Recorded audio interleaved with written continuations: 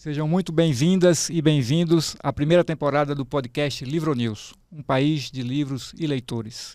Hoje nós temos o prazer de receber aqui um grupo de mediadores de leitura e de eventos, Carol Casati, Manuel da Costa Pinto e Rodrigo Casarim. Muito obrigado pela participação de vocês aqui hoje. E eu já queria começar o nosso papo perguntando a vocês o seguinte: como é conversar sobre livros no Brasil, que nós queremos que seja um dia um país de livros e leitores? Quem começa? Rodrigo. Eu? Não, começa o Manuel, que ele perguntou quem começa. O Manuel já está muito mais tempo quem aqui. pergunta. O Manuel ele tem um panorama histórico para nos passar. Verdade. Vamos lá, Manuel. Vamos embora. Essa sua referência ao panorama histórico é por conta da idade, né? Certamente. Porque é jovem há mais tempo. Isso. É que você é profissional há muito mais tempo. Ou seja, mais velho, né? Olha, eu acho que mudou bastante, já que o Rodrigo mencionou esse panorama histórico, digamos assim. Eu acho que mudou bastante o perfil dessas interações, dessas conversas sobre literatura, com o advento da internet, das redes sociais e também das festas literárias. Eu acho que antes você encontrava eventos de lançamentos de livros em bienais ou eventos promovidos em universidades, centros culturais, etc., em que você tinha o foco no lançamento do livro, a obra em si. E você não tinha esse deslocamento do interesse para a figura do escritor enquanto tal.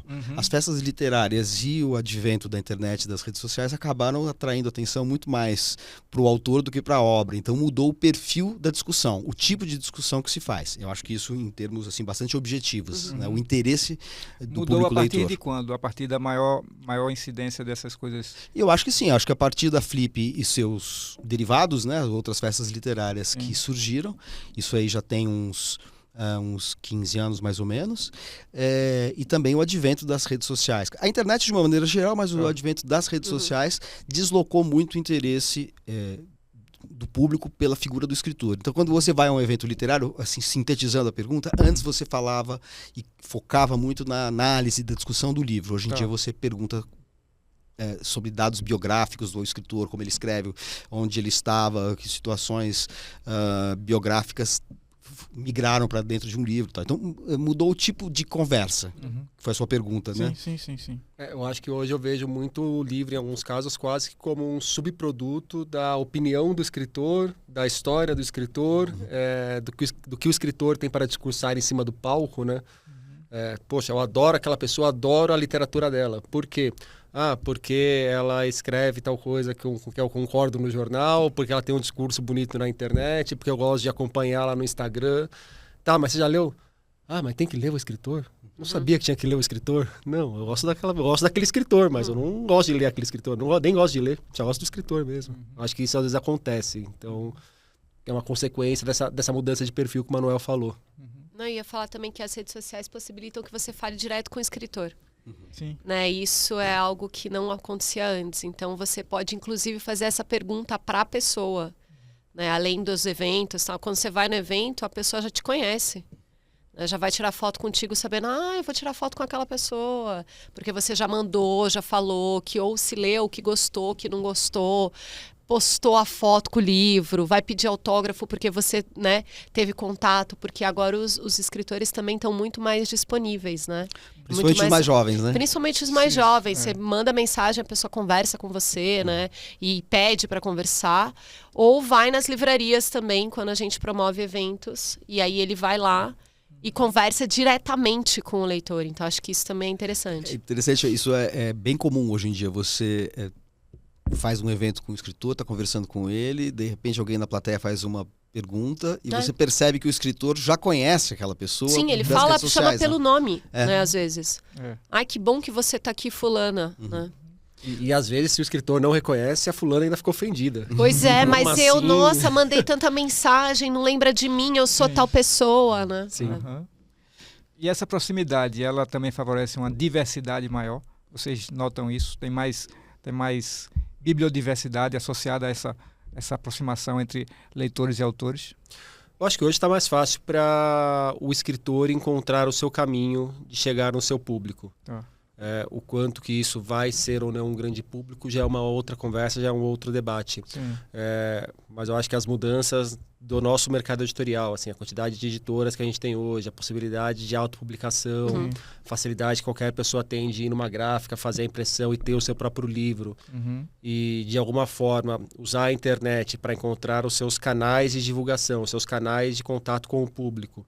E depois fazer por si o envio dos livros, fazer com que o livro circule. Isso aí com certeza favorece que a literatura deixe de ser uma coisa para poucos, de um grupinho de amigos que mais ou menos se conhece, fica se autorreferenciando e estudou junto na escola, depois se edita, se publica, se bajula no jornal e parece que a literatura é apenas isso. Então eu acho que assim, há uma bibliodiversidade sem dúvidas maior nesse sentido. Eu concordo na forma, mas não no conteúdo do que você está falando. Diga. Eu acho que tem um processo que é inequívoco, que é o que você está falando, que é o declínio da figura do mediador. O mediador entendido tanto quanto o editor do livro, quanto o editor do caderno de cultura, enfim, o jornalista, que de alguma maneira fazia um filtro tanto para a publicação do livro quanto para a sua avaliação. Isso há um declínio porque o escritor agora ele não precisa mais, no limite, passar pelo crivo de um editor e passar pelo crivo de um editor de um caderno de cultura ou de um... Enfim, eu trabalho em televisão como até jornalista. Dos críticos mesmo, né? A crítica literária, então, para um livro ser resenhado por um crítico, havia um caminho meio complicado, porque você tinha que ter publicado o livro por uma editora que tinha algum reconhecimento e consistência, isso já era um indício. Aí o editor do caderno de cultura, falando de imprensa impressa, como ela existiu em algum momento, ele avaliava o livro, daí ele passava para um crítico e o crítico fazia a resenha, a avaliação, etc. e tal. Tudo isso não deixou de existir, mas passou a representar algo muito pouco relevante diante da avassaladora possibilidade do escritor chegar ao seu leitor diretamente. Mas eu não tenho essa visão tão negativa assim, que você pintou de um jeito, Rodrigo, assim, é um grupo de amigos se bajulando. Eu não vejo muito assim, porque, assim, pelo menos pela minha experiência em imprensa, grande imprensa, né? Assim, eu trabalhei muitos anos na Folha de São Paulo, fui editor de uma revista chamada Cult, que existe até hoje, e fui exatamente no momento em que ela foi uma revista de literatura. Eu não via isso assim muito de grupos. Eu acho que, na verdade, o que aconteceu foi o contrário. Muitas vezes, quando surgiu a oportunidade da publicação direta, a criação da própria editora, a criação de blogs, sites e depois as próprias redes sociais, aí sim é que se reforçou a insularização, o fechamento, a criação de bolhas que se auto-incensavam. Eu não consigo ver isso na grande imprensa, tal qual eu a conheci. E eu estou falando de um universo, no meu caso, restrito, porque era sobretudo Folha de São Paulo, mas também acompanhando o que acontecia em jornais grandes como o Estado, o extinto Jornal do Brasil, o Globo e outras publicações do Sul, do Nordeste. Eu acho que havia uma certa isenção, o que não impede que você identifique uma certa tendência de privilegiar certo tipo de produção, certo tipo de literatura. Eu acho que passa menos pela formação de grupos que têm interesses e amizades em comum do que por concepções literárias estéticas, que aí sim eram pronunciadas. Eu faço uma caricatura, mas muito pegando para esse aspecto, que assim, o que eu via, e ainda vejo em muitos casos, e aí pegando principalmente de 2000 para cá, que eu acompanho mais de perto, né? É que muitas vezes, antes a gente ter essa diversidade de possibilidades de circulação da literatura, e eu concordo com você, eu acho que a gente tem hoje uma facilidade muito grande da literatura circular, mas a gente tem uma péssima discussão sobre a literatura. Eu acho que faltam realmente intermediários e falta interesse das duas pontas, aí, tanto dos autores quanto dos leitores, de que haja esses intermediários, que são intermediários, inclusive, importantes para que uma obra cresça para além de si. São mediadores de leitura qualificados em diversas instâncias, mas são pessoas produzindo leituras críticas e apresentando isso para o público, que fazem com que o livro deixe de ser aquilo que ele apresenta imediatamente para se tornar outras possibilidades de um livro. O que a gente tem do Machado de Assis, por exemplo, se Capitu, traiu ou não Bentinho, a gente dependeu de um leitor ler a obra com atenção, captar isso e estabelecer essa discussão. Tá, então, o livro era o mesmo, mas dependeu de uma leitura do mediador qualificado para fazer esse trabalho de trazer essa camada a mais para discussão sobre o livro. Mas o que eu percebia em muitos ambientes, e é claro que quando eu falei ali é uma redução, mas é uma redução que se aplica para algumas instâncias importantes, para diversas áreas aqui no Brasil, é que acaba sendo uma literatura muitas vezes controlada por pessoas com um pensamento sempre muito parecido, com uma formação muito semelhante, com uma concepção da ideia de desenvolvimento do humanismo muito parecida, com os referenciais estéticos, não só da literatura, mas também da arte, que vão beber sempre nas mesmas fontes, estão sempre reverenciando os mesmos cânones. Isso concordo. Então, é que quando você fala assim, de grupos uma... que se bajulam, dá a impressão que é uma ação entre amigos. Eu não acho que é exatamente isso. É que muitas vezes... Que você agora que você refinou aí o argumento, eu acho que aí eu concordo. Assim, são visões um pouco mais unívocas do que hoje, Sim. Em que a gente tem, né, Carol, uma diversidade muito maior. Então, mas assim, acaba sendo muitas vezes uma bajulação entre amigos involuntários, mas são pessoas que estão no mesmo... É que bajular é um termo um pouco... É porque as pessoas também, mas tem muita acho que elas liam também. as mesmas às vezes a gente coisas, vê umas eram coisas formadas aí nos mesmos lugares, liam as mesmas coisas, discutiam do mesmo jeito. E agora que a gente tem acesso a outros textos, né, de outras pessoas e vai discutir de fato se isso é arte, se não é, o que é literatura, o que não é, e pensar outras formas de ver o mundo e de significar o mundo, aí eu acho que a discussão ampliou de verdade. Eu vejo, por exemplo, quando Ferré surgiu, ou então um fenômeno mais recente do Giovanni Martins. Poxa, parece que para muita gente do meio literário, ter alguém que escreve a partir do Capão ou a partir da Rocinha não é pode. Um universo muito mais distante do que alguém que escreve a partir de Nova York ou de Londres. Exato, e não consegue perceber isso, essas discussões. Eu, obviamente, lido muito mais com autoras, né, com autoras não brancas, autoras pretas especialmente, mas autoras do Sul Global, e de uns tempos para cá, de fato, a gente tem muito mais acesso a esses textos. Né, tanto publicações quanto traduções. E isso fez uma grande diferença. Em entender o mundo de outra forma e entender que não só o que é considerado cânone é considerado literatura. Né? E é isso, perceber que uma mulher que talvez esteja em África é muito mais próxima de mim do que a que está falando da Sardenha. Né? Sabe, tem uma autora que eu gosto demais, que é a Bushi Mecheta. Não sei se é assim que se pronuncia o nome dela, mas ela é uma nigeriana. E me intrigava nos livros dela como pareciam livros que tem ali seu narrador, mas pareciam sempre que era um narrador que representava múltiplas vozes. Parece que aquele narrador nunca estava andando sozinho. Aí vai entrar a questão da ancestralidade e tal, esses assuntos que estão bastante em voga. E eu fui perceber que isso aí tinha um diálogo direto com o que é a literatura da tradição indígena. Foi lendo a Carola Saavedra que eu fui entender essa ponte que tem. Que então é uma coisa assim, que é uma literatura que você não vai ter as melhores ferramentas para compreender aquela literatura de repente indo para o cânone europeu. São outras formas de contar história, de se compreender história que vão te oferecer a possibilidade de falar, não, isso aqui é muito bom por causa disso. Não, e até por isso, né? Porque esses grupos são grupos que estão acostumados à conversa. Sim. E que a gente ouve muita gente para contar uma história. E não necessariamente é uma única voz que vai contar uma história. Então, é óbvio que reflete, né? Porque se os grupos ancestrais, né, eles vão lá e sentar e bater papo, vamos dizer assim, e aí resolver coisas a partir dessa conversa coletiva, a gente vai observando nesses textos que essas coisas vão se repetindo, né? E é interessante que quando você começa a ler muitos deles, você enxerga quase refrões. Tanto da estrutura do texto quanto temáticos. Você fala, gente, como que essas pessoas inevitavelmente vão acabar falando das mesmas coisas e quase do mesmo jeito, porque de uma forma ou de outra viveram essas experiências coletivamente. Agora, também ironicamente, pensando aqui alto, querendo ou não, a gente poderia acabar voltando para Homero, que acaba sendo uma pessoa que condensou num nome. Isso aí que a gente está falando de várias vozes contando histórias parecidas.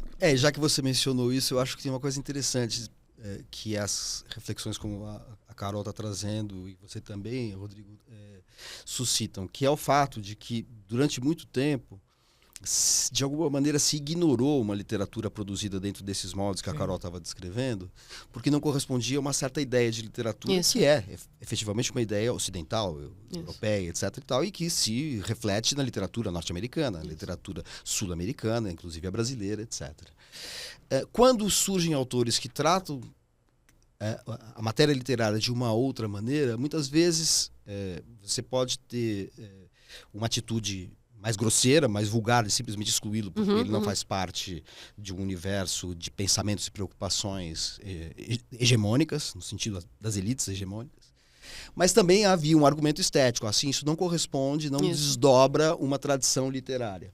Como se essa tradição literária europeia, ancestral, etc. e tal, fosse homogênea. Isso. Né? Se você não consegue pensar a literatura grega, medieval, renascentista e o realismo do século XIX na Europa, falando só de Europa, nos mesmos termos. Aquilo que os instrumentais e conceitos de literatura, a própria concepção de literatura que surge a partir do século XVIII é completamente diferente e não cabe, noção de indivíduo, por exemplo, individualidade, indivíduo, de criação, de inovação, são parâmetros e critérios que surgem a partir do século XVIII na Europa. Ou seja, mesmo a literatura europeia teve uma sucessão de conceitos do que é o literário que se modificaram. Portanto, se no passado já era assim, a gente tem que estar consciente disso e estar muito mais aberto, não a outras produções, porque são periféricas, porque são de outros grupos sociais apenas. Também por isso, mas sobretudo porque trazem outras concepções do que é o literário. E também, exato. A concepção do literário Como muda. é que eu posso escrever isso de outra forma, né? Exatamente. O que me influencia estar em outro lugar e por que é tão plural? A ideia de funcionalidade da literatura. Se você pega a literatura greco-latina, existe uma função na literatura. A literatura do Gregório de Matos, do Padre Antônio Vieira, tem uma funcionalidade específica que foi abandonada a partir do advento, sobretudo, do romantismo, que a literatura ela é dirigida apenas a si mesma. A literatura nasce da própria literatura e a literatura não tem função na sociedade. Ela tinha uma função na sociedade, que era escarnecer, celebrar, representar, enfim, elogiar. Ela tinha, né, havia gêneros que eram feitos para a sátira e para o encômio, para o elogio, para, enfim, para celebrar reis e heróis, da mesma maneira como existia o gênero para bajular, e existia o contrário, o gênero feito para escarnecer, para satirizar. O Gregório de Matos, assim, você pega a obra dele, você tem poesia religiosa, poesia satírica, poesia erótica. Isso estava previsto, porque previa-se uma certa funcionalidade do texto literário. Isso não... Se a gente fala assim, o texto tem função literária para um poeta moderno, e entendido moderno num largo espectro, ele vai ridicularizar você. Né? O Paulo Leminski chamava a literatura de um inutensílio, ou seja, um utensílio inútil. Não tem utilidade nenhuma, senão a própria literatura. Essa definição do Leminski vale para toda a literatura que se fez do Baudelaire até hoje. Mas ela não servia no passado. E assim como não servia no passado, agora existem outras utilidades e funcionalidades da literatura que vem surgindo que não correspondem mais àquilo que durante muito, muito tempo, a ponto de a gente ter normalizado isso, correspondia à nossa concepção de literatura. E nós aproveitamos esse inutensílio para fazer um monte de coisa. Né? Inclusive, eu queria saber um pouco de vocês também, como é que vocês, na prática da mediação, também aproveitam o que vocês fazem de outra forma. Então, cada um tem uma experiência na divulgação, na informação de literatura, que eu acho que seria bom a gente ouvir um pouco também. Carol, por favor. Então, eu sempre falo que acho que o meu começo, assim, foi muito orgânico, né? Foi de... Enfim, eu não sei muito bem o que eu vou fazer. Eu tô lendo esses livros e eu quero que outras pessoas conversem comigo sobre eles, assim. E aí eu acho que esse trabalho que começou de fato sempre na conversa e reverbera até agora na conversa me possibilita discutir, então, tantos livros, mas entender o que essa literatura faz na vida das pessoas, inclusive na minha, né? Então, acho que as coisas estão muito mescladas e estão muito pautadas no contato, na relação e na interação. Sim. Então, por exemplo, agora a gente está promovendo então muitos eventos de mediação, não só, né, a livraria na qual eu sou curadora, mas muitas livrarias, né? Em São Paulo Sim. tem evento todos os dias, a gente tem que escolher em qual vai, né? Às vezes eu não consigo ir no que eu promovi porque Você é a curadora da tá Gato rolando. Sem Rabo. Sou curadora da Gato Sem Rabo, sigam a página. Qual é a Porque arroba? É o @Gato Sem Rabo. E seguem também o @Encruzilhinhas para ver as outras coisas que acontecem lá. De onde tudo começou. De onde tudo começou organicamente. Sim. De fato orgânico. E aí, por exemplo, esses eventos, né? É muito interessante isso de ver. Como a gente está falando, as pessoas vão lá para não ler o livro ainda, porque não precisa ter lido, mas ela vai lá para ouvir falar sobre esse livro, para ouvir a nossa interpretação sobre o livro, a nossa leitura, e aí comprar o livro e comprar outros, porque, olha, essa autora fala disso, ou para ouvir a autora falar sobre Pegar isso. na autora, pegar o autor. Pegar na autora, chorar com a autora, Sim, né? Chorar isso. com a autora. Então é muito interessante de ver como eu acho que por mais que a gente tenha e a internet, né? Eu surgi na internet, né? O Encruzilhinha surgiu por conta da pandemia e surgiu na internet. Mas é interessante ver como agora me parece que isso virou só uma forma de divulgar o que vai acontecer ao vivo, no presencial. E como as pessoas anseiam para conhecer as obras e conhecer as pessoas por conta da conversa e esperar como que a Carol leu aquela obra.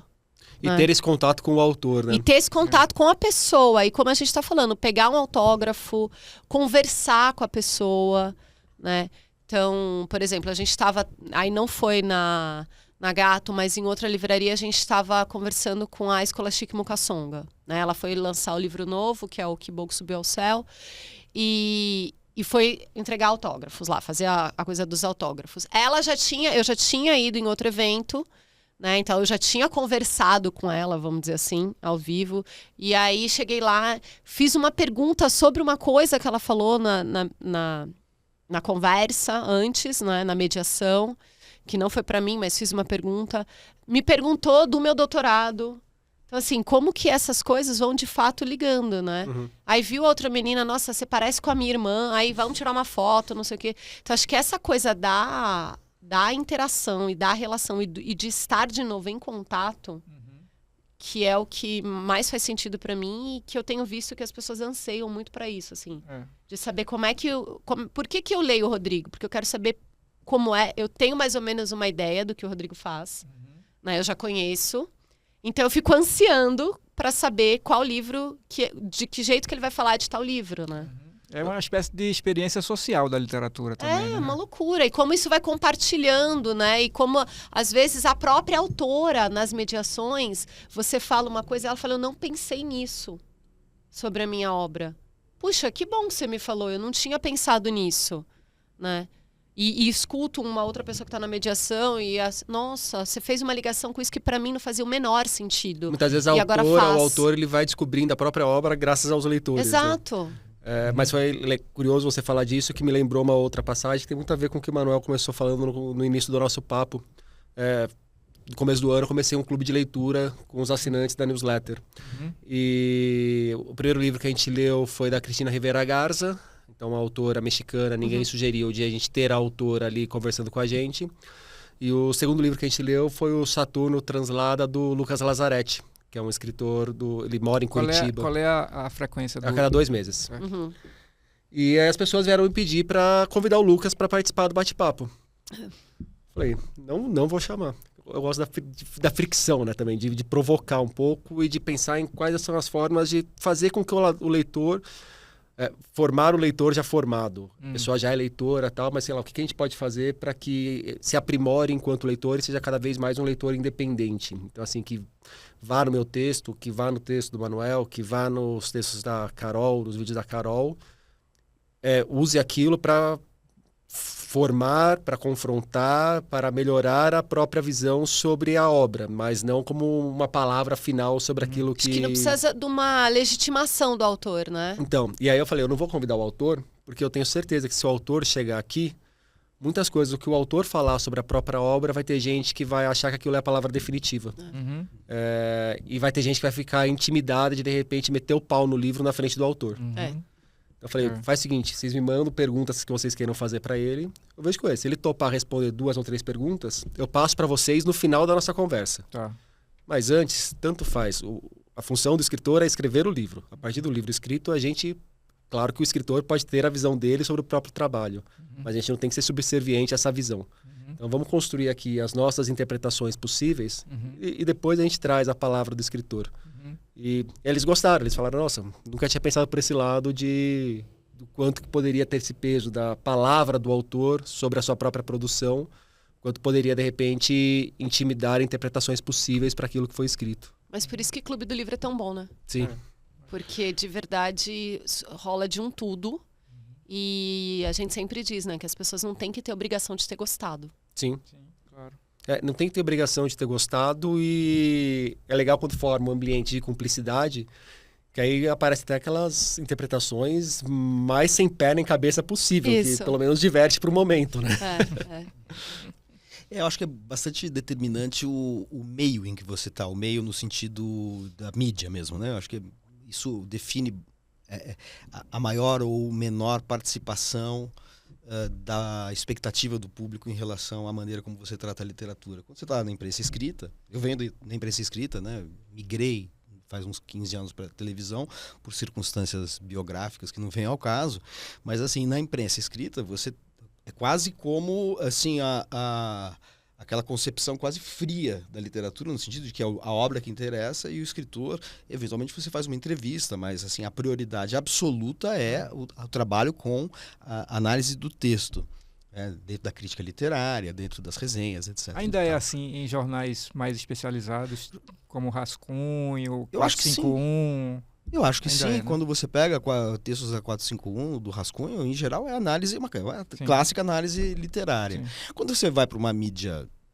audiovisual, seja na internet, seja na televisão, né, eventualmente nos dois, ou em clubes de leitura, que são, enfim, presenciais ou remotos pela internet, aí você tem uma mudança de enfoque, de enquadramento, né? Primeiro que você passa a sentir mais vivamente aquilo que a Carol estava falando, a expectativa do público. Né?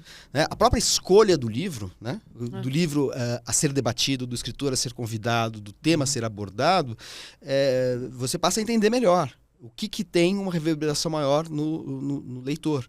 Então, por exemplo, hoje a gente vê que livros, e claro, as editoras percebem isso, tanto que hoje em dia livros que falam sobre questões como, por exemplo, maternidade, aborto, ter filho ou não ter filho, né?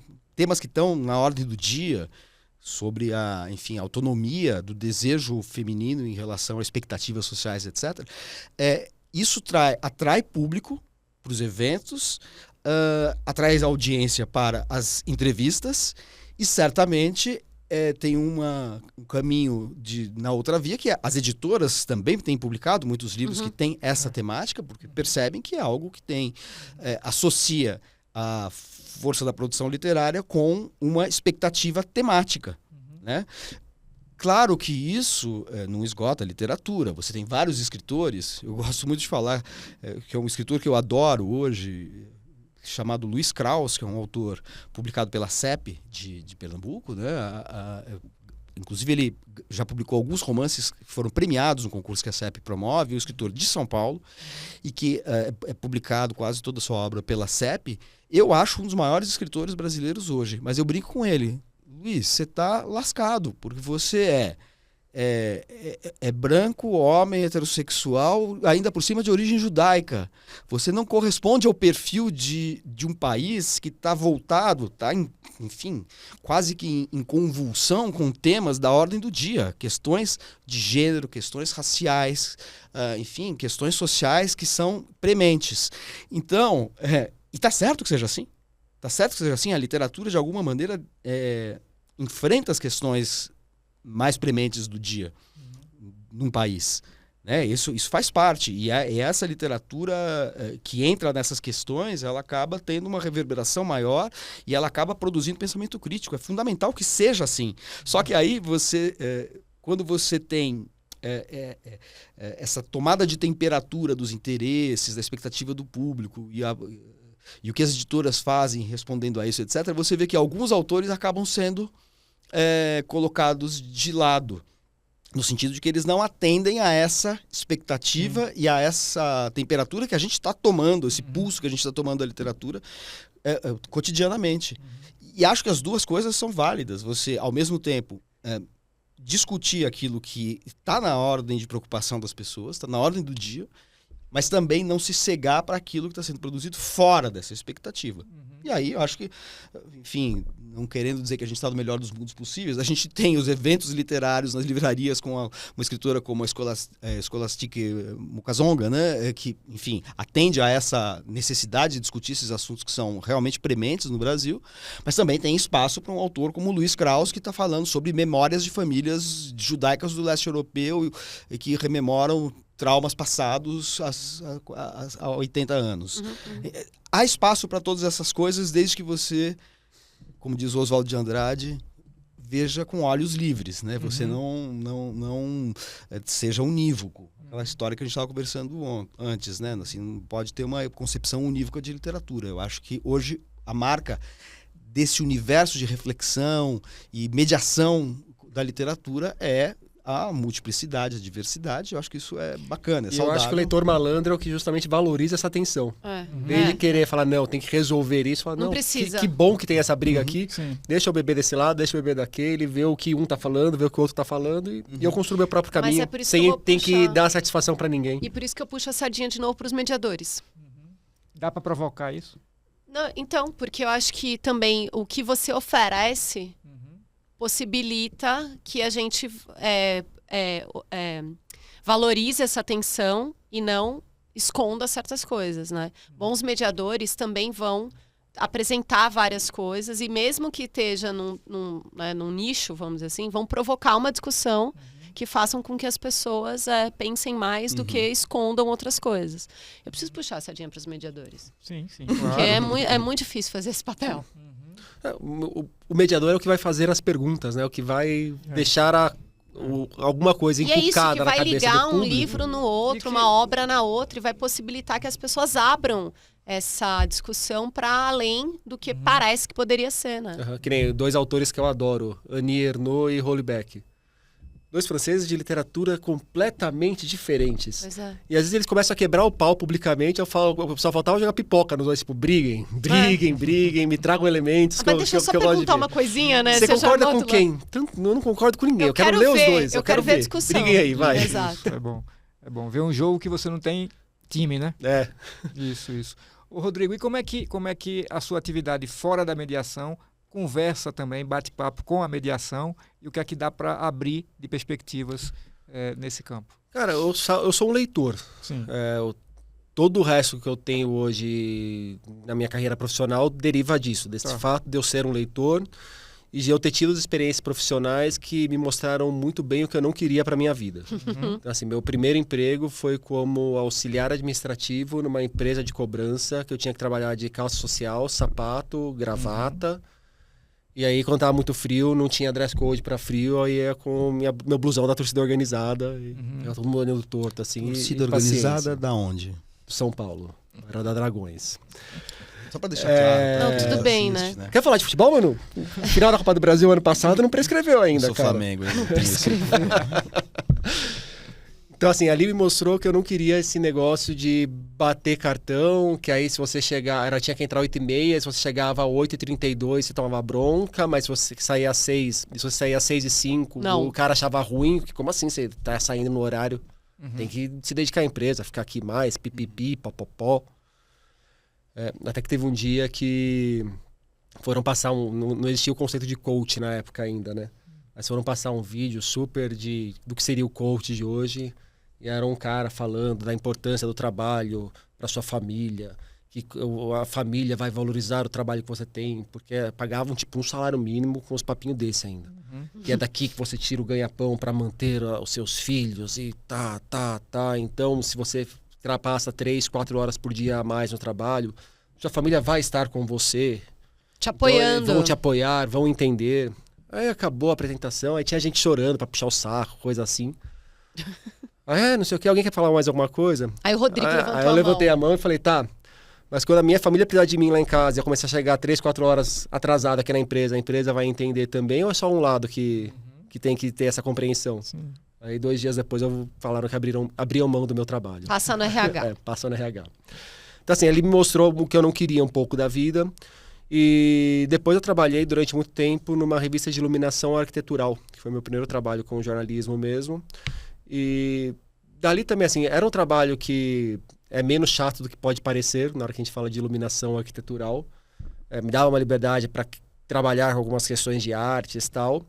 Mas também tinha que sair de casa, me locomover, ficar muito tempo no trânsito, cumprir um horário que às vezes não era condizente com o que eu tinha que produzir.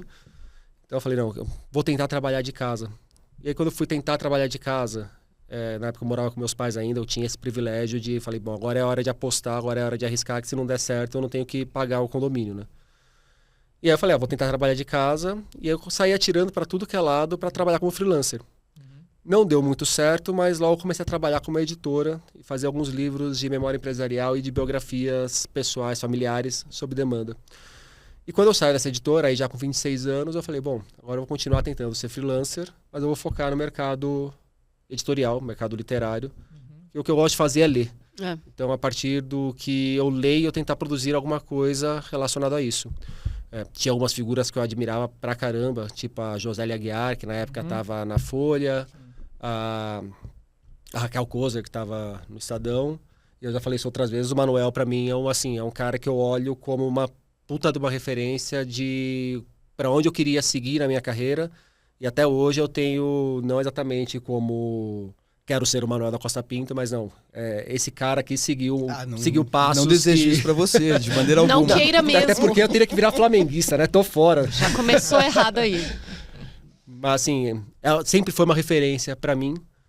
E na hora que eu fui batendo nas portas dos veículos, eu não conhecia ninguém, mas foram abrindo-se as portas porque eu falava que eu queria escrever sobre livros. Eu falava, nossa, Rodrigo, nunca ninguém veio procurar a gente com um interesse tão específico. E aí começaram a rolar diversos lugares, Valor Econômico, Carta Capital, Aventuras na História,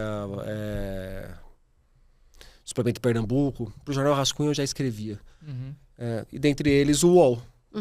O UOL, eu cheguei lá, falaram, Rodrigo, faz o seguinte, vamos ver se dá certo aí, faz 2 matérias no mês, não sei o quê. Aí de 2 matérias no mês, foi para uma por semana, 2 por semana, foi crescendo até virar a coluna. Então, assim, o quanto que esse trabalho com o jornalismo auxilia na mediação. Eu acho que a leitura e diversas formas de se fazer a mediação da leitura atravessa tudo. É ler um livro e... Eu leio um livro. Na hora que eu vou falar sobre esse livro na coluna no UOL, eu vou pensar num recorte específico para aquele público que eu atinjo no UOL. Se eu vou falar sobre esse livro na newsletter que eu tenho hoje, que já é um pessoal mais diretamente interessado em literatura e que é um público específico, não é um público geral que nem do UOL, eu vou propor um outro tipo de mediação para falar a respeito daquele livro. Se eu vou fazer um podcast, gravar um podcast, vai ser um bate-papo com o escritor, vai ser uma entrevista, também é uma mediação a respeito daquele livro. É uma entrevista diferente do que uma entrevista num evento literário. Uma coisa é uma entrevista de um jornalista para o seu próprio veículo, outra coisa é uma entrevista pública num evento que se propõe a ter uma atração ali no palco. Mas eu acho que assim, a partir da leitura, os diversos produtos do meu trabalho se apresentam. Mas está na leitura a questão fundamental para fazer essas diversas formas de mediações possíveis que eu faço. Eventualmente com um olhar crítico mais aguçado, eventualmente com um olhar de curiosidade mais aguçado, às vezes querendo provocar mais o leitor do que refletir sobre a própria obra, às vezes querendo falar de uma questão pessoal minha a partir do livro. Então, aí os caminhos vão se apresentando conforme o trabalho anda, conforme o humor muda. conforme São Paulo ganha ou perde, isso aí Sim, interfere de claro. uma maneira, cara. Como eu acho ridículo, que eu olho assim e falo, puta, Rodrigo, por que você ainda passa... Só a Carol não se manifestou Sobre o subisticamente. time. Deve ser corintiana. Você tá prata quieta assim. Aí, ó, tá vendo? É porque também eu tenho outras demandas agora para me preocupar, sabe? Acho que eu entrei nesse lugar de Não, paciência. mas meu cérebro olha pra mim às vezes e fala, nossa, Rodrigo, como você continua sendo ridículo? Já tá com quase 40 anos e continua sendo um Então, é porque eu patético já tenho relacionado a 40, futebol. entendeu? Acho que eu passei desse nível, agora eu tô sendo ridícula com outras coisas. Não Tipo- com isso. Agora conta. Não, eu acho que é isso. Acho que o meu pai sempre falava pra gente, assim, não, salvo situações muito absurdas, né? De que você realmente não pode escolher. Mas falando na vida, ok, nossa, na nossa bolha, ele sempre falava que o sofrimento uma hora passa a ser escolha. E aí eu acho que agora eu tô escolhendo sofrer por outras coisas. Então, por exemplo, eu tenho que entregar meu doutorado em breve. Isso não é segredo para ninguém, tá postado. Todo dia eu posto um lamento em relação a isso na minha página. Então, assim, eu tô... Sofrimento público. É um sofrimento público, porque esse doutorado, no final das contas, vai virar um doutorado também público, né? Todo mundo brinca que eu tenho mais páginas de agradecimento do que de pesquisa. Porque, de fato, é coletivo. Então, eu acho que eu tô sofrendo por isso. Agora, não vou sofrer por causa do Corinthians. Sabe? Até porque o Corinthians não tem esse impacto na minha vida como quando eu entregar isso e virar doutora, entendeu? Então eu vou sofrer por outras questões. Não, o Corinthians, cara, ele não tá. O retorno que o Corinthians tem me dado não vale a pena a lágrima. Agora, o retorno que um doutorado na Universidade de São Paulo, depois de mais de 5 anos. Sobre o que é seu doutorado? É sobre narrativas de mulheres negras numa perspectiva de escrevivência. Na literatura brasileira ou... Não, é na história oral de vida. Ah, História social. E aí eu converso com elas, assim.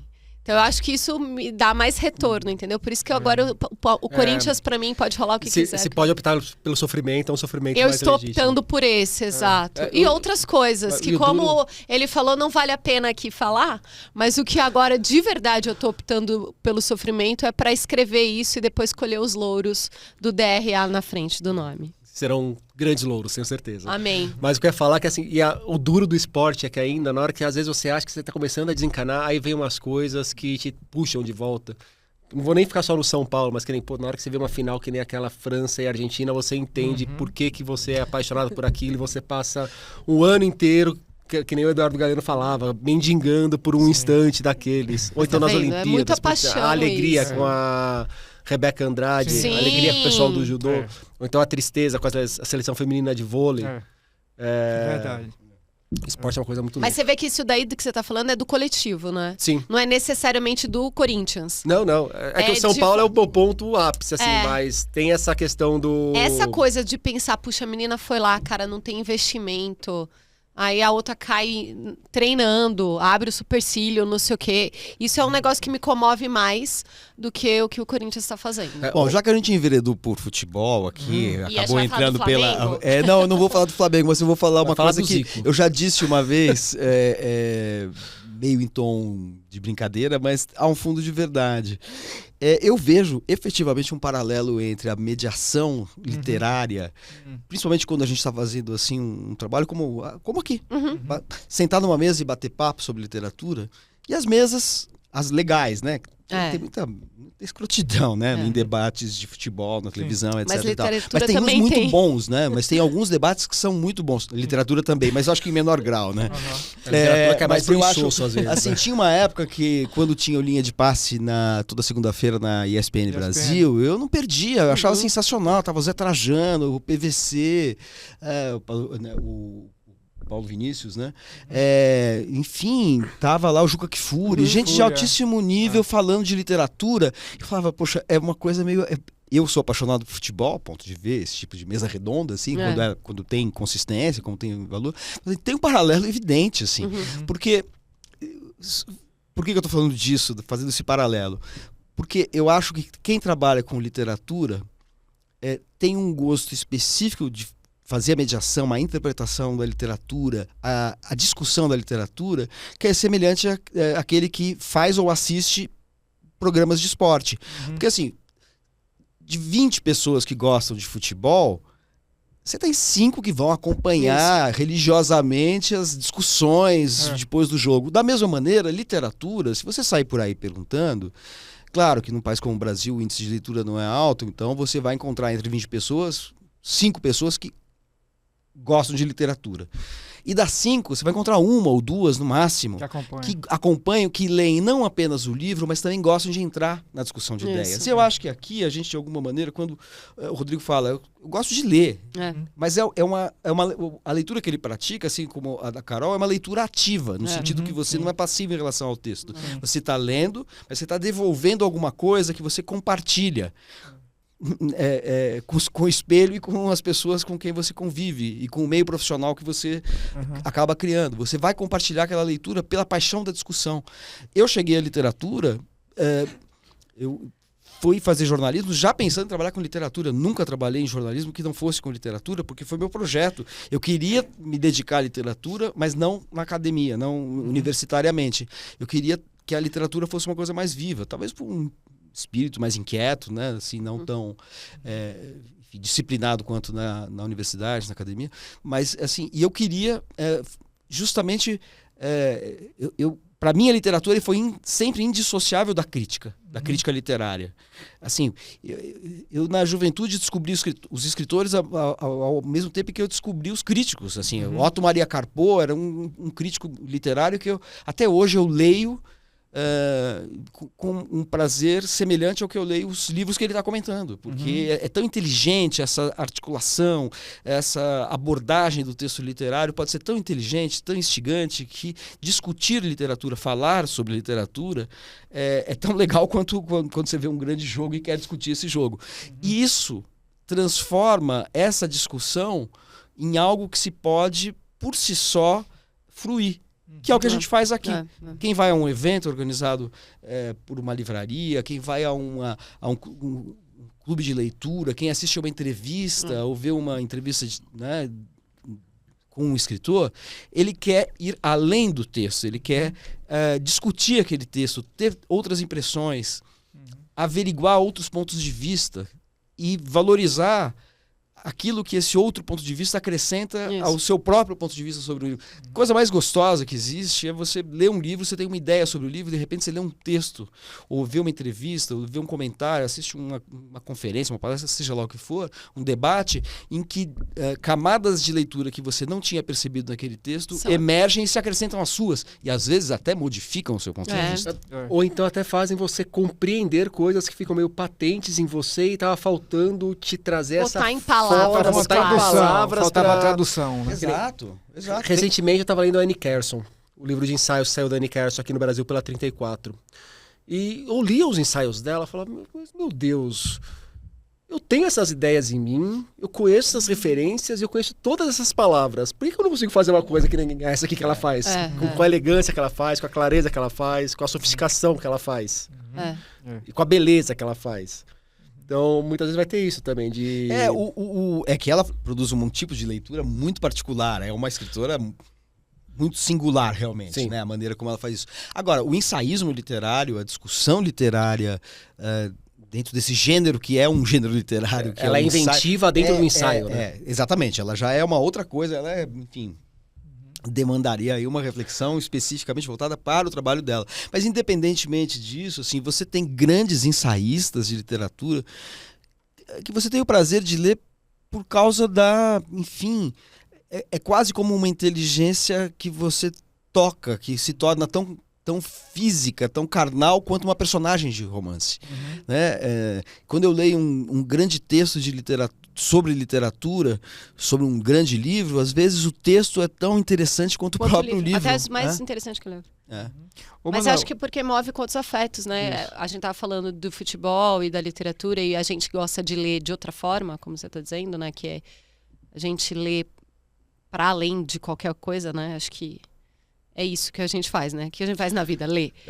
São afetos que são mobilizados, né? E essa questão da leitura ativa, a gente depende da leitura ativa para pagar as contas também, né? Porque a leitura puramente pela leitura em si, que sincera a leitura em si, até onde eu sei, então, mas não está sendo remunerada. Eu descobri depois que essa leitura pagava as contas. Muito recentemente. Eu achava que era só... Que aí começou a rolar. Então, quando eu descobri que... Aí foi um... Olha, ainda tem isso. Mas poder ler desse jeito e conversar, interagir e ver o que as outras pessoas acham, que é o mais legal, assim. Claro que é bom pagar as contas. É importante. Ô, Manuel, você falou aí já essa comparação aí da televisão, da resenha com o bate-papo do mediador. E como é que, aí eu queria aproveitar também a sua experiência com Entre Linhas, como é que transforma o leitor, ou como vê o leitor como espectador e o espectador como leitor?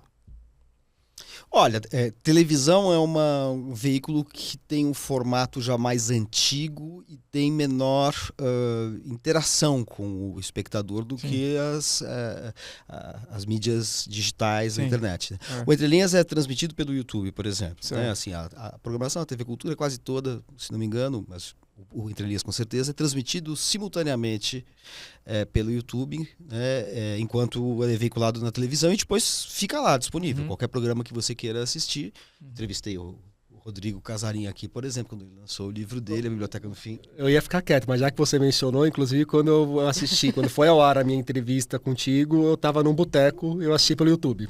Exato, então eu fiz uma entrevista com ele você não precisa. Claro que isso modificou muito, porque você não precisa mais estar na frente da televisão. Né? Você tem também aqueles dispositivos de gravar, né, conforme a TV digital permite isso.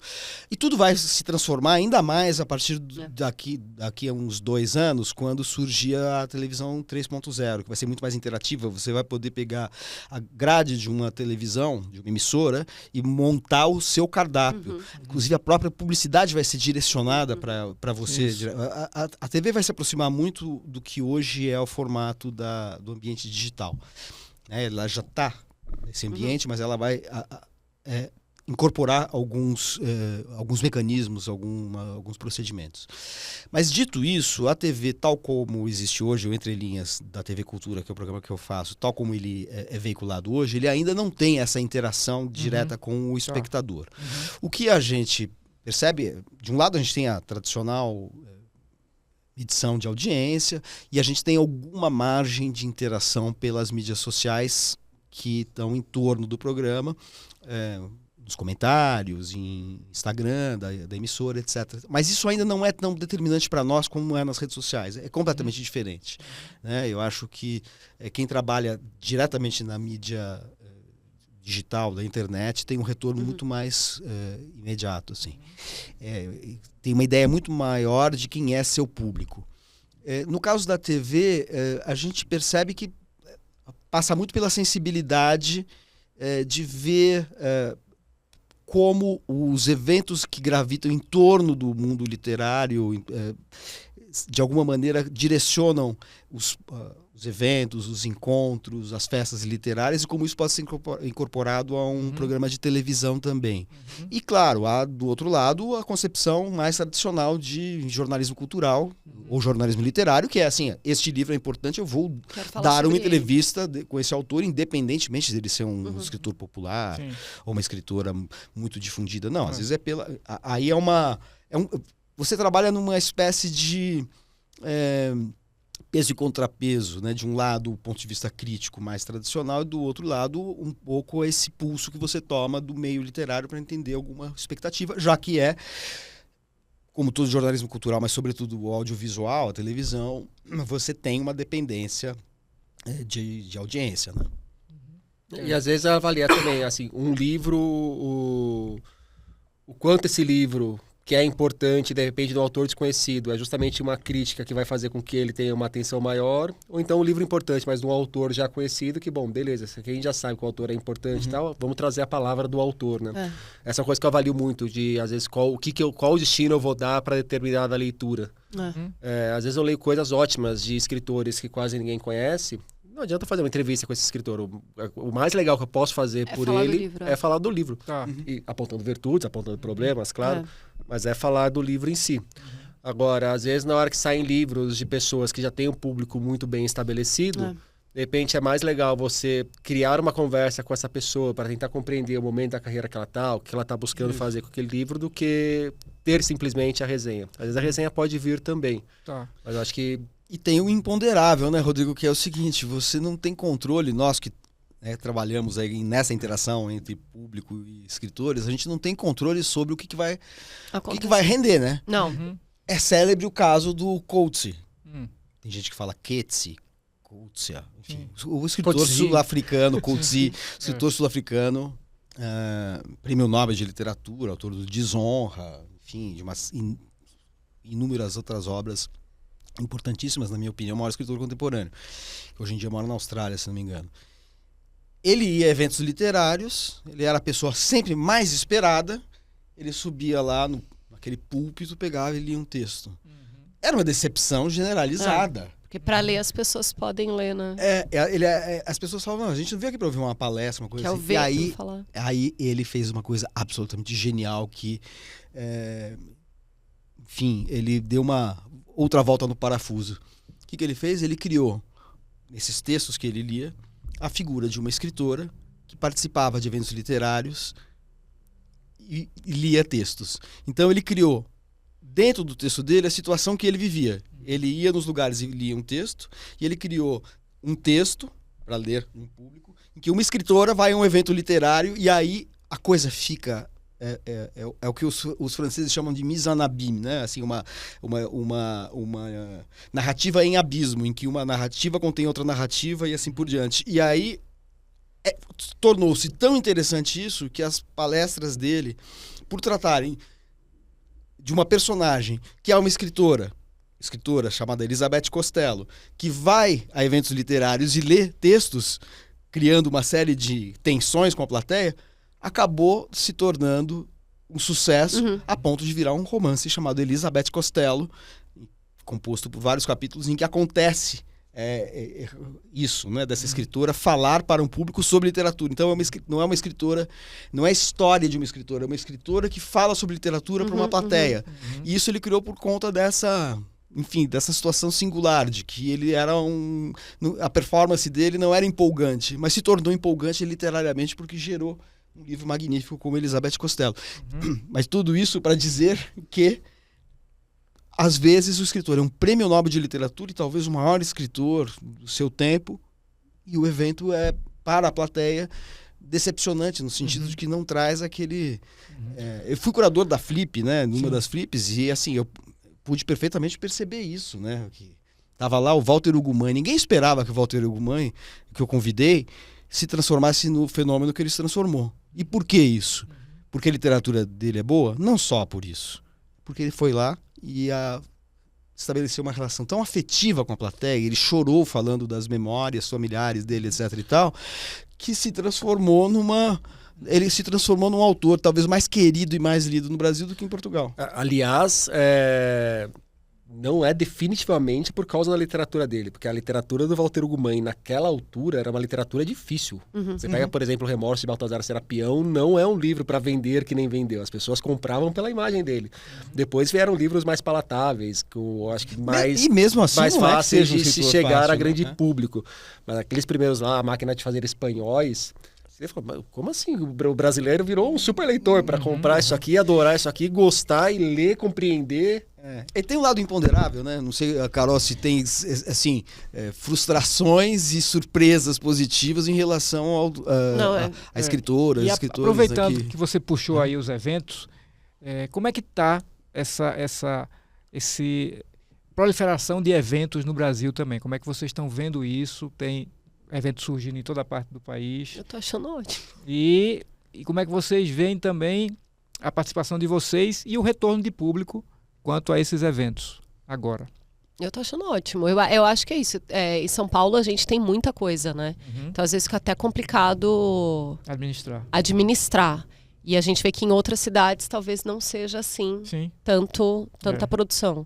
Ontem mesmo a menina estava na Gato e falou, a gente não tem isso, né? Então eu vim para São Paulo para comemorar meu aniversário e aí eu faço o circuito das livrarias e dos eventos, porque não tem isso em Salvador, né? Que é uma cidade grande, assim. Então, E que ao mesmo tempo teve há poucos meses, eu acho, a Flipelô. Foi semana retrasada. Bom, que quando a gente está gravando, foi semana lotou. retrasada. Foi. Que lotou, né? E é um formato interessante, porque você vai pelas ruas ali, as E pessoas teve estão também circulando. em Cachoeira, né? A O ano Flica. passado, que a O Heron que veio e também lotou, uma loucura. Mas eu só ia falar uma coisa que ele... Da pergunta que eu lembrei da Elena Ferrante, né?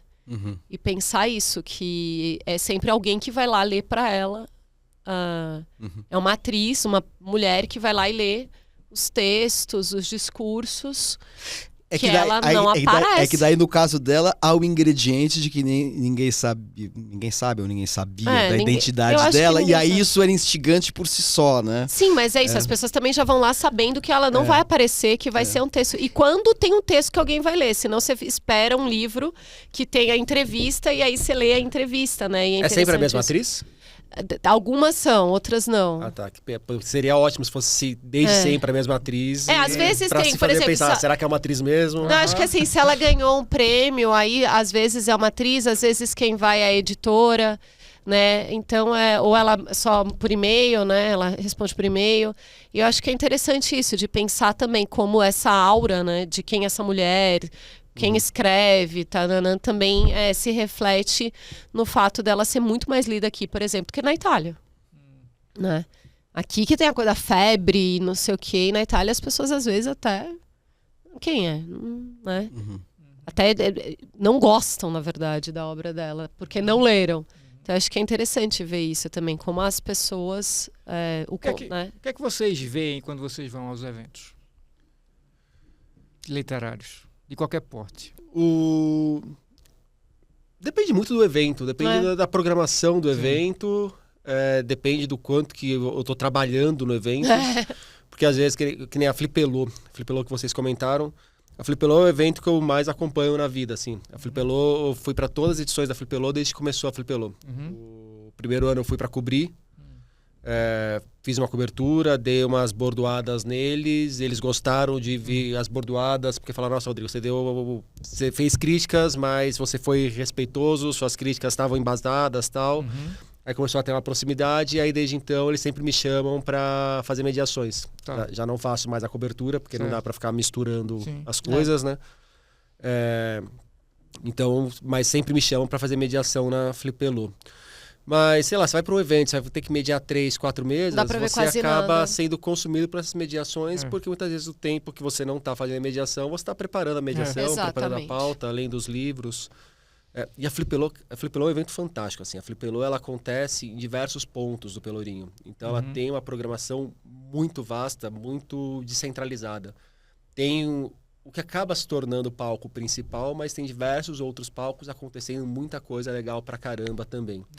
Então eu adoro circular. Aí eu faço isso na Flipelô, mas faço isso na Flip, faço isso em outros eventos que eu vou, de estar meio que circulando pelo evento, livre, e eu paro para ver uma coisa que eu não me programei para ver aquilo e eu não estou esperando absolutamente nada daquilo. Mas eu paro para dar 5 minutos de atenção para aquele papo. E às vezes fica meia hora, uma hora, com esses escritores que nunca tinha ouvido falar, com essas editoras. Você curte mais esse modelo do que de uma Bienal, por exemplo? A Bienal tem o seu mérito. Quando eu era mais moleque, eu adorava a Bienal, que era o momento de comprar livro, passear e tal. Mas Bienal fica, eu acho, um pouco mais difícil, essa coisa de você estar livre, porque falta uma coesão na visão de literatura da Bienal. O grande mérito da Bienal, eu acho que é justamente isso. Mas para você ser um cara que está circulando por lá, vai depender muito mais do acaso de você encontrar uma coisa que te interesse legitimamente do que num evento que tem uma visão curatorial um pouco mais coesa. Certo. Eu faria um paralelo, inclusive, com o que aconteceu com o jornalismo literário, o jornalismo cultural, com o advento da internet, para falar da Bienal em comparação com as festas literárias.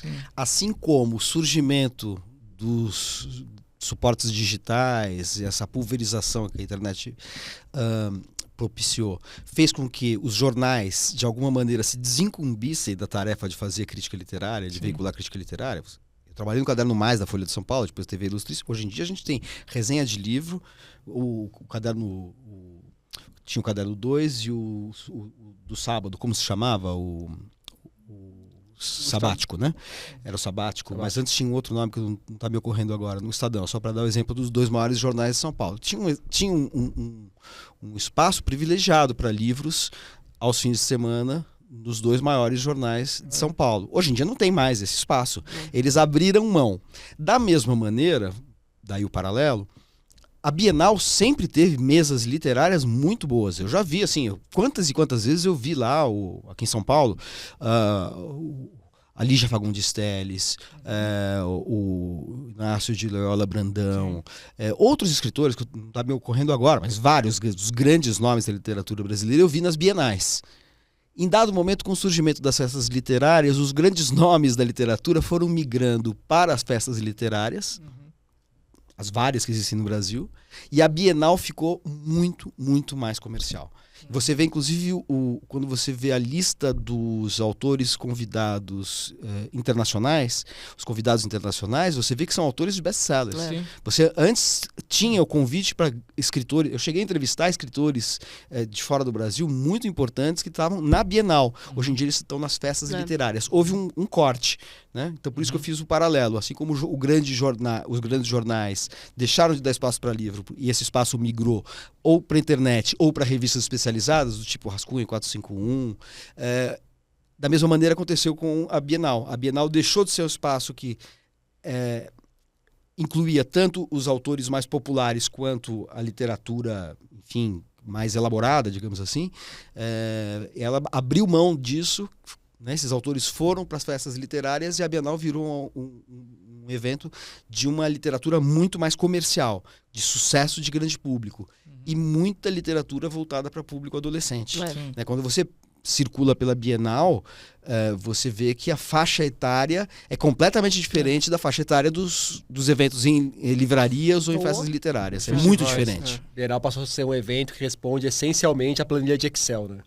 Exato, Tem coisas bastante legais, é interessante, mas mudou o perfil. Por isso que faz muita diferença hoje. Eu acho que as modificações principais que aconteceram, portanto, no panorama da literatura, voltando à minha primeira intervenção aqui, foi o surgimento das festas literárias e, paralelamente, e com uma relação de alguma forma direta, das mídias pela internet, e as publicações mais direcionadas que ofereceram outros canais de discussão da literatura.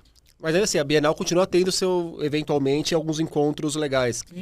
Eu vou datar só para situar que o pessoal vai ouvir depois, mas a gente está gravando antes da Bienal de São Paulo. Na Bienal de São Paulo eu vou mediar uma mesa com o Leonardo Padura e o Samir Machado de Machado. Certo. Então, é uma mesa que poderia estar em Baita qualquer mesa, evento literário pelo país. Vou fazer uma outra mesa sobre tradução com o que traduziu David Foster Wallace, traduziu Ulisses, lá de Curitiba. Caetano Galindo. Então, assim, também vai ser uma mesa que poderia estar em diversos desses eventos literários. Mas, assim, é 1, 2 mesas dessa no dia que você acha. Para você ir em qualquer dia, para estar ali por lá, circulando e trombar com uma mesa dessa, por acaso, num lugar abarrotado de gente, e gente correndo, e gente gritando e tal, fica um pouco mais difícil. Agora, tem uma coisa que inclui essa discussão, que eu acho que tem a ver diretamente com o trabalho da Carol, que eu acho que é um fenômeno que a gente percebe, mas não tem valorizado suficientemente. Né? Há 10 anos, talvez menos, havia se decretado o fim das livrarias de rua e vamos dizer assim, a era das mega stores. O que aconteceu é que elas desapareceram, faliram, e teve uma proliferação de livrarias de rua com essa programação que a Carol mencionou no início, que é uma programação que torna inviável você frequentar todos os eventos, porque você tem que escolher. Ainda bem, porque você tem. Lado, então, não, é no sentido positivo. Quer dizer, ou seja, você tem tanta livraria de rua que você tem que escolher. No Entre Linhas, que é o programa que eu faço na TV, a gente não faz entrevista na emissora. A gente sempre vai à locação. A gente vai à casa do escritor, marca num lugar e vai muito a livrarias. Assim, aconteceu ao longo dos últimos meses, eu ia a 2 livrarias que eu não conhecia. E uma delas eu perguntei para a dona da livraria, falei, escuta, quanto tempo você está aqui que eu não vi? Ela falou assim, 3 meses. Falei assim, poxa, que grata surpresa. Uma livraria linda. E essa livraria tem uma programação também extensa. E aí a gente fica vendo quando que tem. A gente tá liberado para falar o nome das coisas, tá? Vocês podem falar qual livraria que tá aqui. Qual foi? A Bíblia. A Bíblia, né? Eles são... Mas eu vivi essa situação 2 vezes. Eu não vou lembrar agora o nome das livrarias. Que a Posso Bíblia olhar aqui tem aqui. 3 meses. Ela onde que fica a Bíblia? Fica numa praça na Vila Madalena. Vila Madalena. É ali perto da Nazaré Paulista? Aquela rua que sai da Praça Pan-Americana e sobe ali para Heitor Penteado, não é? É essa mesmo. E em cima tem um... Porque é lá que são os eventos, inclusive, nesse quase um palquinho, né, que tem. Ô, Carol, É. fala um pouquinho desses eventos nas livrarias daqui. Porque é um fenômeno bem paulistano. Acho que isso, sim. né? Acho Por que sim. enquanto, vamos torcer para que se dissemine. Chamem a gente para montar nos outros lugares, Isso. a gente faz consultoria. Isso, Né, exatamente. nas outros Mas primeiro estados. tem que chegar às livrarias por lá. Então, Depois a gente pra monta fazer. as livrarias e vai para lá também. Eu acho que sim, acho que é um evento muito paulistano e parece também que... Parece não, ele surgiu depois, né? Então, não que a pandemia tenha... O fim da pandemia, né? As pessoas estavam nessa... Eu acho que assim, foram muitas lives, né? Que aconteceram durante a pandemia para discutir livros. E aí as pessoas começaram a sentir uma necessidade de continuar essa discussão, mas de outra forma. Acho que estava todo mundo meio cansado com a tela. Sim. Né? E aí, então, começou a surgir essas propostas de ou fazer clube de leitura na livraria, ou, como no caso da Gato, a gente tem então essa curadoria, que é uma programação que acontece por mês. No nosso caso, a curadoria vai ao encontro da agenda da Gato, né, que é aquele planner de leitura, que todo mês homenageia uma autora. Bom, a Gato Sem Rabo é essa livraria em São Paulo, para quem não sabe, que só tem textos produzidos, escritos por mulheres. Né? Então tem esse nicho também que é bastante específico. Então a gente homenageia de alguma forma essa autora do mês e pensa então numa curadoria que leve em consideração os escritos dessa autora, mas que também leve em consideração, bom, vai ter uma Flip, quem que vai falar na Flip, ou vai ter a Bienal, né? Ou a autora tá aqui. Por exemplo, você acabou de entrevistar a Ijaba Chego, né? Como é que você sabe? Porque ela vai na Gato, inclusive, porque eu pesquiso a Ijaba, conheço ela há muito tempo. Então, eu sei que eu vi a entrevista, eu vi a foto. É que eu Ele fiz com a eu Ijaba. fiz a entrevista na editora Nós, que publica os livros dela, mas a entrevista não... Até este momento não foi ao ar Eu só vi ainda. a Não sei foto. quando esse programa estiver disponível. Se Só já vai tiver. ao ar se a Carol aprovar. Manda exatamente. antes pra eu ver se tá bom. Pelo visto. E aí, então assim, então a gente aproveita também essas coisas, né? Então a Ijaba tá aqui, então a gente vai fazer o possível para ela entrar na programação. Mas eu acho que é isso, esses eventos, eles passam então por essa... Não são todas as livrarias que têm uma curadora de eventos, né? Em São Paulo, mas bastante livrarias têm a coisa da curadoria de eventos. E aí a gente se planeja nisso, pensando talvez ou a temática da livraria e também o que pode atrair um público. Então, por exemplo, vai ter a Bienal, né? A gente espera muito que alguém que já está aqui, que não é paulistana, né? Que não mora em São Paulo, mas vem para a Bienal, que possa também depois ter uma conversa lá na Gato, né? Porque a gente aproveita. E eu lembrei aqui, só para fazer um adendo, você falou da Bíblia, eu falei que eram 2 livrarias que Você lembrou a recentes. outra? Chama Sentimento do Mundo. Sentimento do Mundo, sim. que ela também é pertinho. recente. É recente. É recente, ela tem talvez um ano. Que é lá no Uma coisa- centro. É na Barão de Tatuí. Pertinho da minha casa. Na Santa Cecília. Não, e lá tem, né? Tem a Sentimento do Mundo, a Ponta de Lança, Exato. a Gato Sem Rabo, a Megafauna. Vai ter outra, né? Uma filial da Megafauna. E muitas outras. Infelizmente a Mandarina fechou, né? A Mandarina fechou perto. A gente tem a da tarde, né? Isso, perto da pertinho Bíblia. tarde, Agora, Fábio, você falou que esse fenômeno não está acontecendo em outras cidades, é isso? Isso é uma Com coisa esse- de que eu não com tenho... Com esse formato, volume, não. E com esse formato, volume de não. novas livrarias de rua e também com esses eventos, não. Tanto Porque você que, às tem vezes, a algumas gente é livrarias chamado. que você vê surgirem, por exemplo, em Brasília tem As uma ou duas, circulares. as circulares. No Rio tem a Janela, mas aí são casos específicos Isso. que param por aí. Você não tem uma rede. coisa como tem acontecido aqui em 2 anos surgiram quantas? 5, 4, Sim, 6? mais, acho que umas 6. É. Tanto que, por exemplo... Fora as que já tinham, somente a Mandarina que fechou. As Só a outras estão por Mandarina aí. que fechou. Se for pensar, tem a Simples, né, também. Tem simples, tem. Se a gente for pensar, por exemplo, as circulares, né, que eu faço muito evento lá. É isso. Eu não sei de outra livraria de rua de Brasília. Tanto que concentra a programação lá. Que concentra a programação lá, tudo lá. Isso. Tudo acontece lá. Então, E também... não é uma loja grande, é pequena. E no É Rio de pequena. Janeiro? No Rio de Janeiro acho que é a Janela, né? É a janela que tem E também. a Travessa, né? A Travessa E a continua como Travessa, isso. E a- é. as Que tem tradicionais, mais de é. uma... É que a Exatamente. Travessa é um pouco mais tradicional, né? É. Aqui também, né? Tem a Travessa aqui na Sim, rua na rua também, do que Rio também dos acontece Pinheiros. muita No Rio coisa. também tem Argumento, tem algumas outras que... É. E a Travessa, assim, é uma livraria que tem um mérito muito grande, que assim, desde sempre, desde que ela, muito antes dela estar em São Paulo, quando eu ia ao Rio, eu ia sempre à Travessa, ela tem um acervo de livros Muito grande. assim muito bom, É. muito bom. Você comparava, por exemplo, a Livraria Cultura É. de São Paulo com a livraria da Travessa do Rio de Janeiro, assim, a quantidade de livros, muito objetivamente, você entrava na Livraria Cultura e queria um livro, o funcionário, o livreiro falava para você, vou encomendar para você, passa aqui daqui a 2 dias. Na Livraria da Travessa você encontrava É. o livro. E livro tem que ser como farmácia, né? Você não entra na farmácia e fala assim, me dá um analgésico, e o cara fala assim, não vou encomendar, daqui vem 2 daqui. dias eu pego, Não, é é. agora que eu preciso. Você Livraria encontrava, é assim. você encontrava o livro que você queria e encontrava um livro que você queria e nem sabia, né? Exatamente, exatamente. E acho que isso é um mérito. Que, claro, demanda espaço, dinheiro, capital, para bancar um acervo que está lá muito grande. Nem toda livraria pode fazer isso. Mas a maneira de corrigir isso é criar essas livrarias que surgiram em São Paulo, direcionadas. É. Que você sabe que... Conheci a outra livraria sensacional, que não sei se vocês conheceram, a Daigo. A Daigo.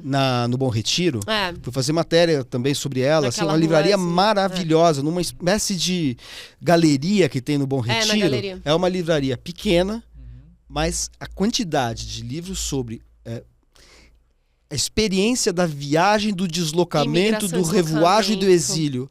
Assim, eu saí de lá, fui fazer matéria, fui lá, tava a trabalho para entrevistar as donas da livraria. Eu saí de lá com 2, 3 livros. É. Eu comprei porque eu descobri que existiam ali. É. E isso eu acho genial, assim, que E tá esses acontecendo. eventos fazem isso, porque Porque as pessoas é. também descobrem livros por conta disso, porque Claro. vai pra lá, Isso. conversa. E eu vou puxar a sardinha também, que essas livrarias quase todas são de mulheres. Sim, tem isso Sem tudo. dúvida. É, As exatamente. curadoras são mulheres, as livrarias são de mulheres Mas e não as precisa- pequenas editoras também Tanto que são. o- Não tanto precisa que o- puxar tanto que o sardinha, Bruno- Tanto que o Bruno Carol. é um ali nesse círculo. É, porque só tem exatamente. ele, né? Carol, não precisa Dá a puxar ponta de lança. sardinha mais, assim, já passou esse momento. A gente já reconheceu que, É. por exemplo, as maiores estadistas durante a pandemia eram mulheres. Os únicos países que tiveram uma conduta decente durante a pandemia as mulheres, foram a né? Alemanha, Nova Zelândia. Não, mas é só para dizer países mesmo como esse administrados governados momento por em São mulheres. Paulo, eu acho também, né? E dessas livrarias, dessas editoras também, que são não tão grandes editoras, né? Editoras um pouco menores, independentes, como estão sendo muito sempre desenvolvidas e organizadas, como esse momento parece que, né? Surgiu de as mulheres se juntarem e fazerem coisas a partir fazerem coisas no mercado editorial, né? Acaba sendo até um reflexo do que é o nosso público leitor, né? Que é muito maior de imensa mulheres. maioria dos leitores no Brasil é de mulheres. É coisa, acho que de 65% É. a 35%. Então, Elas não precisam puxar a sardinha pra brasa delas. Já tá com tudo elas. lá. É só nossa. Em relação aos leitores, como é que vocês observam o comportamento dos leitores no Brasil? Talvez até mais aqui em São Paulo mesmo, né? Mas também aqui é um pouco do reflexo do que tem no país. Em relação a esse momento, porque a gente tem um momento no mercado editorial que é meio contraditório, porque você, ao mesmo tempo que você vê um otimismo em alguns agentes e atores, por exemplo, com essa coisa das livrarias e tal, você vê um mercado que está faturando menos, né? Você tem pesquisas que apontam que o Brasil lê menos. E como é que vocês veem isso na prática? eu não consigo dissociar, quer dizer, eu até consigo, mas eu não acho salutar dissociar o mercado editorial do que a gente está vivendo de uma maneira geral. Sim. Por exemplo, o que se passou com as mega stores, com as grandes livrarias, a gente olha muito para a crise da Saraiva, a gente olha muito para a crise da cultura e para a dinâmica dessas livrarias, Mas isso aí não dá para a gente dissociar de uma crise do varejo como um todo. A maneira de se fazer varejo no mundo mudou muito com a internet. Isso. E não é só por causa da Amazon. A maneira das pessoas circularem por shoppings e ruas e gastar dinheiro em shoppings e ruas mudou bastante. E na hora que eu olho para o mercado editorial como um todo, eu tenho preocupações que são diretamente ligadas ao mercado editorial e preocupações indiretas e, infelizmente, eu olho para frente e só vejo motivos para ficar mais preocupado. A gente está vendo agora no Brasil uma descoberta do quanto que as casas de aposta que chegaram aqui com tudo estão provocando um rombo na economia de muitos e um maravilhamento no bolso de poucos. Mas, poxa, já é um setor que está quase alcançando 1% do PIB na movimentação de dinheiro. O ano passado saiu uma pesquisa agora do Itaú falando que os brasileiros perderam 29 bilhões de reais em apostas. Não, e o mais grave é que não é um dinheiro gastado com, vamos dizer, coisas assim supérfluas que circulam na economia. Vai para fora, né? Vai para fora. 29 bilhões de reais em apostas. O mercado editorial brasileiro fatura 6 bilhões no ano. Isso sem tirar as compras governamentais, mas assim, é o dinheiro do consumidor mesmo que circula, então já é muito menor do que esse da casa de aposta. O quanto esse dinheiro que está indo para a casa de apostas não está deixando de ir para diversos outros setores da economia, que a pessoa não está deixando de comprar um livro, ou então, sei lá, mas, poxa, será que o cara que lê literatura, é ele que está gastando dinheiro na casa de aposta? Não sei, eu acho que parte mas também parte às vezes, sei lá, é o pai que tem a filha universitária e não está dando R$100 por mês para ela gastar com o que ela quiser, porque ele está gastando com a aposta. E ela está deixando de consumir o livro. Então, o cenário do mercado editorial eu acho que é preocupante. E quando a gente olha para um cenário global, as coisas ficam mais preocupantes ainda. E eu falo da casa de aposta como um exemplo de muitas questões que a gente tem que se preocupar, que impactam... Colado na questão da educação, né? Quer dizer, que também é um reflexo disso, né? A pessoa priorizar um jogo de... uma aposta a um investimento em cultura, seja lá qual for a modalidade, a linguagem, etc., também é sintomático de um estado da educação. Aí a gente vai cair na cantilena que a gente ouve desde que nasceu, né? Todos nós aqui ouvimos desde que nascemos, que assim, o Brasil só vai consertar o dia que tiver investimento maciço em educação. Coisa que nunca vem. Mas tem um exemplo, Coreia do Sul, né? Que é um país que há 30 anos estava pior que o Brasil, hoje é uma economia de ponta, e graças ao investimento em educação como nunca se viu antes em outro, né, na história recente. Ao mesmo tempo, assim, na hora que você pega a Coreia do Sul, o país vai muito bem, mas parece que as pessoas lá não estão muito bem com isso não, né? Que ser um coreano, pelo menos porque eles transmitem, investiram pra caramba em educação e querem passar a trabalhar 60 horas semanais. Então, assim, a educação te leva a um ponto que às vezes vai ser muito bom pro país como um todo, mas como que se torna a vida das pessoas... Só a educação não garante, tem que ser uma forma de educação específica, para senão você vira dependente de uma máquina que vai te moer, em vez de você... de alguma forma se libertar daquela máquina. Tanto que a literatura coreana fala muito, né? Dessa infelicidade cotidiana do coreano. Mas doramas. De qualquer maneira, o fato é que a educação não é suficiente, mas ela é a base necessária, né? Sem ela não dá para você ter nenhum tipo de construção social e não é suficiente, mas é imprescindível. Reflexo, exatamente. Não me coloque como alguém contra a educação. Não, pelo claro, amor de Deus. Se for só a educação, uma educação mobilizada para você agenciar esse público para uma produtividade extorsiva, não resolveu. Mas ela é o pressuposto de desenvolvimento, coisa que a gente não tem. Né? Inclusive, se ela for bem feita, esse público não vai aceitar ser agenciado pro capitalismo e para essa... Uma vez eu estava conversando com o Milton Ratum sobre isso numa entrevista. Foi durante a ascensão do bolsonarismo. E a gente estava falando justamente sobre essa questão da educação, e ele também apostando muito na educação, mas eu falei, mas Milton, me fala uma coisa. Como é que a gente tem que interpretar, então, que as primeiras classes a abraçar o Bolsonaro foram justamente as de pessoas com ensino superior completo? Educação tem. E aí ele falou, não, mas qual a educação que está sendo dada? Se não for também uma educação humanista, profundos valores humanistas, ao que te leva, né? Aliás, esse é um traço bastante brasileiro. As elites brasileiras são bastante iletradas, né? No sentido do letramento humanístico, né? Sim, Assim, tem educação formal, tem o diploma, mas... Inclusive, eu posso falar mal de São Paulo. Você é paulista também? Paulistana. Você é paulistana também. Né? Você é paulistano também. Não, eu sou paulista só. Eu fui parido em Campinas. Você foi parido em Campinas, mas é quase São Paulo. E eu também sou paulistano. A gente pode falar, então, mal de São Paulo sem... Né? Agora, a elite paulistana é uma coisa, assim... É uma injúria à ignorância. Quando você vai para... Assim, você... Né, conhece pessoas, assim, a elite econômica de cidades como Porto Alegre, Belo Horizonte, Recife, Rio de Janeiro, você vê a diferença, né? Quer dizer, realmente São Paulo privilegiou um tipo de saber, e aí isso tem a ver com o que você conversou com o Milton Ratum, um tipo de saber meramente técnico e cumulativo de dinheiro, de meios para acumular. Então você acumula meios para acumular dinheiro, meios, né, saberes para acumular dinheiro. Então é uma acumulação em cima de uma acumulação. E não tem nenhum tipo de formação. Assim, é uma coisa muito chocante o que acontece na cidade e no estado de São Paulo em comparação com outros estados, que tem uma tradição cultural que assim, é muito vigorosa, né? Os estados do Nordeste chama muito a atenção. É a maneira como não estou entrando em questões sobre concordância ou discordâncias políticas com certas elites locais, etc. e tal. Mas mesmo que você discorde, são pessoas de um conhecimento da sua própria cultura, da sua própria história, né? Você pode falar com alguém do Recife ou da Bahia, a pessoa conhece profundamente a história do seu próprio estado, né? A história na época do Brasil colonial e tudo mais. E aí com pontos de vista divergentes, sem dúvida, mas conhece. Aqui não, é uma profunda ignorância que é muito chocante. É muito chocante a maneira como as elites paulistanas lidam com cultura. É quase um milagre o fenômeno que você descreveu das livrarias surgindo, né? Porque a gente vê que talvez o fato de que o São Paulo é uma cidade de 12 milhões de habitantes, então... Sim.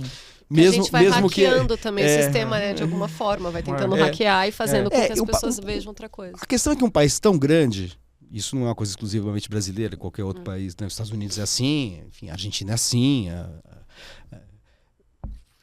O país é tão grande que mesmo que você tenha uma porcentagem proporcionalmente pequena de leitores, né, em números absolutos vai ser grande e vai acabar se refletindo na criação de um circuito cultural que, claro, não é hegemônico, ainda é periférico, é lateral, mas é consistente. É o que acontece aqui. A gente tem em São Paulo uma cidade de elites muito pouco preocupadas com cultura, mas você tem uma massa de gente que está voltada para isso e felizmente encontrou quase milagrosamente essa rede, né? Essa rede de livrarias. É um fenômeno que está... Né? Vamos torcer para que continue sendo tendência, né? Amém. A gente está chegando ao final da nossa conversa. Sendo tendência não, tem que se estabelecer depois. Sim, eterna tendência a gente quer que se estabeleça. Tendência cresce e se estabelece lá em cima. Isso, e vai virar referência.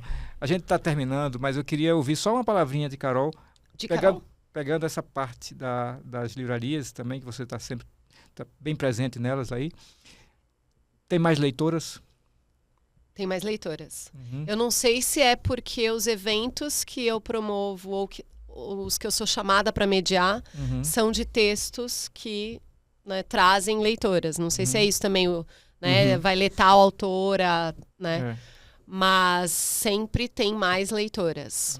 Muito mais. Massa. Mas até por uma questão histórica, a gente tem esse recorte que eu falei, né, de ter muito mais leitoras no Brasil, e na hora que a gente vai falar de literatura mesmo, aí eu acho que a gente não tem esses dados, mas eu acho que a distância é ainda maior de quem lê ser mulheres do que homens. Que muitos homens, assim, quando fala que é leitor, ele tá lendo o coach, sei lá o quê, de como ficar milionário em 3 semanas. Não, e é interessante, sabe o que eu acho interessante também? Mesmo quando tem mais leitoras, muito mais, e elas, mas na hora de participar, né, quando só tem mulheres, aí tudo bem, elas se sentem mais confortáveis ou então mandam mensagens no privado. Mas se tem um homem, que é mais ou menos isso que você está falando, né, da coisa das elites ou de outros comportamentos que são muito marcados em São Paulo, mas não só. Ele não leu, e na maioria das vezes o primeiro a questionar alguma coisa da autora é um cara. Que não leu. Que não leu. E aí ele fala, não, mas não é assim. O livro que a pessoa escreveu, entendeu? O livro da vida da pessoa, a pesquisa dela, e ele vai lá e fala que não é. Então, acho que, além de ter mais, é interessante ver também como é que é diferente o comportamento. Tanto de homens quanto de mulheres nas mediações e nos eventos. Tá bom. Massa. Gente, muito obrigado pela participação aqui na primeira temporada do podcast Livro News. Carol, Manuel, Rodrigo. Valeu demais o bate-papo. Nós é que agradecemos o convite, foi muito Foi legal. ótimo. Muito bom ter vocês por aqui. E a primeira temporada do podcast Livro News, um país de livros e leitores, está por aí. Aguarde o próximo episódio. Muito obrigado. Valeu, Legal. gente. Que a gente também espera que se estabeleça, né? Que não seja só, que seja exatamente. várias temporadas. Eterna tendência é bom pro mercado financeiro. Aí você vai especulando.